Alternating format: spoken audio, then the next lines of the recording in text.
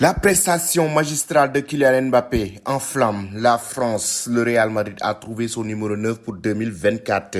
Bonjour à vous, chers amis téléspectateurs d'Afrique Sport, et bienvenue dans votre revue de presse quotidienne. Comme d'habitude, que vous soyez au travail ou à la maison, vous restez avec nous pour ce tour de l'actualité sportive que nous allons débuter avec les matchs amicaux. La Guinée qui remporte le derby face à la Guinée-Bissau, malgré les absences de plusieurs cadres comme Naby Keïta ou encore Mohamed Bayo. La Guinée a tenu son rang en prenant le meilleur de la Guinée-Bissau ce vendredi dans le derby en match amical. Et au Portugal, en début de la partie, le Sidi national se faisait pourtant bousculer par des Juventus qui démarraient pied plancher sans complexe, mais cette grosse entame des Bissau-Guinéens était réduite au néant sur une frappe de Yadali Diaby repoussée de la main par un défenseur penalty, sauf que Morgan se refait expliquer sa tentative sur l'équerre. 35e minute de jeu, les Juventus avaient eu chaud, mais la Guinée-Conakry a finalement remporté la victoire sur un score de 1-0. Après ce match, nous allons parler de leur rencontre amicale. Il s'agit celui du Mali. Le Mali qui aura souffert, mais sera finalement imposé par la plus petite des marges, 1-0 face à l'Ouganda ce vendredi en match amical au stade 26 mars de Bamako. Après avoir touché le poteau à 2 reprises et perdu 2 cadres sur blessure, les Aigles ont trouvé la faille en fin de partie sous l'impulsion de Fousseini Diabaté, crédité de sa première cape.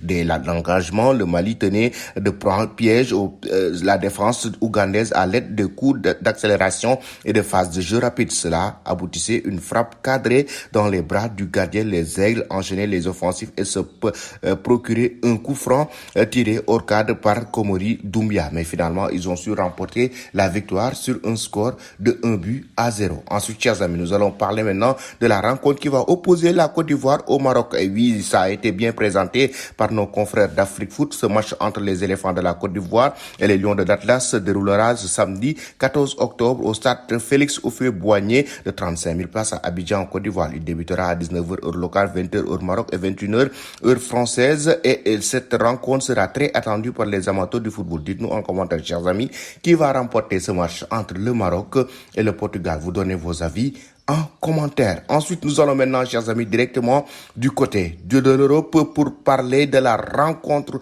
pour les qualifications de l'Euro 2024 entre le Portugal qui a remporté une belle victoire face à la Slovaquie avec un but de Cristiano Ronaldo, un doublé de la star portugaise Cristiano Ronaldo à la 29e minute de jeu et à la 112e minute de jeu. Mais attention, Gonzalo Ramos a inscrit le premier but des Portugais à la 18e minute de jeu et ça enflamme la presse portugaise déjà avec Oyojo qui fait la une. Ces joueurs portugais, il s'agit le duo Cristiano Ronaldo-Gonzalo Ramos et record va dans le même sens pour parler d'un Cristiano Ronaldo hors norme dans cette rencontre qui a su permettre à cette équipe portugaise de remporter une belle victoire lors de ses qualifications de l'Euro 2024. Bravo vraiment à Cristiano Ronaldo et Gonzalo Ramos qui ont su permettre à cette équipe portugaise de remporter une magnifique prestation. Ensuite, chers amis, dites-nous en commentaire si le Portugal va remporter l'Euro 2024. Vous donnez vos avis en commentaire. En Espagne maintenant, chers amis, nous allons parler de la grosse pression sur Erling Haaland. Et oui, Haaland est sous pression du mois où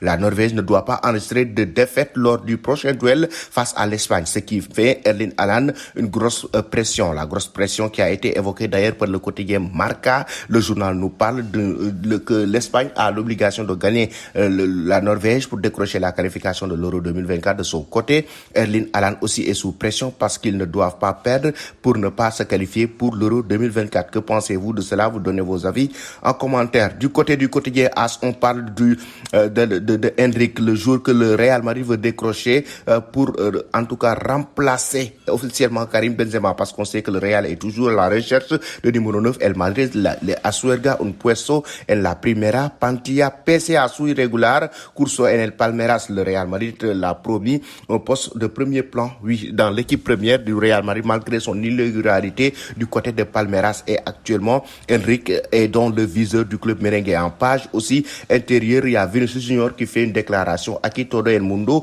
quiere jugar con Mbappé. Tout le monde veut jouer avec Mbappé.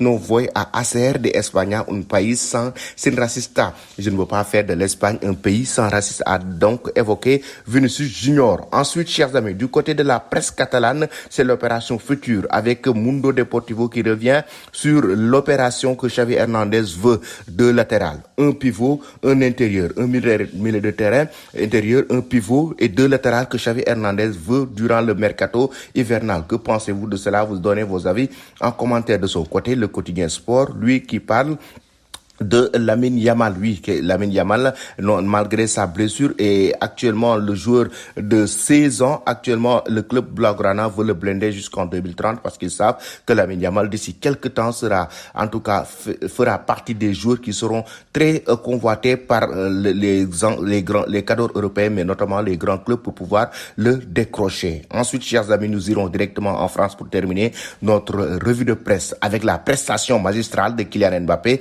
lors de la rencontre qui opposait la France aux Pays-Bas. 2-1. Kylian Mbappé a enregistré un doublé à la 7e minute. Il marque le premier but de la rencontre. À la 53e minute de jeu, Kylian Mbappé aussi a été buteur, raison pour laquelle il fait la une de la presse française avec le quotidien L'équipe qui nous dit oui, Kylian.